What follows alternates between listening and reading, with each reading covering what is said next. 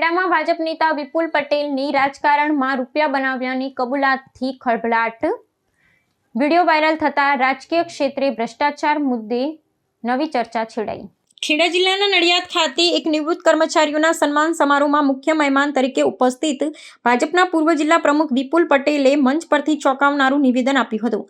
તેમણે જાહેરમાં સ્વીકાર્યું હતું કે તેઓ છાતી ઠોકીને કહે છે કે તેમણે રાજકારણમાં રહીને પુષ્કળ નાણાં કમાયા છે।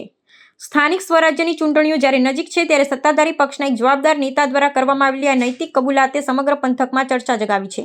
વિપુલ પટેલ ખેડા જિલ્લામાં ભાજપના સંગઠનમાં વર્ષો સુધી કાર્યરત રહ્યા છે અને હાલમાં એશિયાની સૌથી મોટી ડેરી ગણાતી અમૂલના ડિરેક્ટર તરીકે સેવા આપી રહ્યા છે। તેમના આ વિવાદાસ્પદ વક્તવ્યનો વિડીયો સામાજિક માધ્યમો પર પ્રસારિત થતાં જ રાજકીય ગલિયારાઓમાં ખળભળાટ મચી ગયો છે। સામાન્ય રીતે નેતાઓ પોતાની સંપત્તિ અંગે ગોળ ગોળ વાતો કરતા હોય છે, પરંતુ વિપુલ પટેલે નિખાલસતાથી સ્વીકાર્યું કે અન્ય નેતાઓ માત્ર ઘર ભરે છે જ્યારે પોતે નાણાં બનાવીને લોકહિતમાં વાપર્યા હોવાનો દાવો પણ કર્યો છે।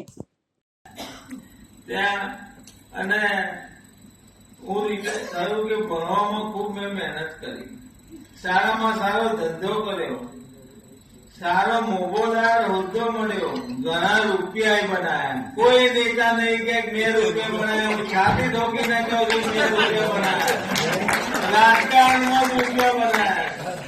આવા કોઈ નેતા નડિયાદમાં ખેડા જિલ્લામાં કોઈ નહીં મળે, કારણ કે જે મળે ઘેર ભરે બહાર આવે।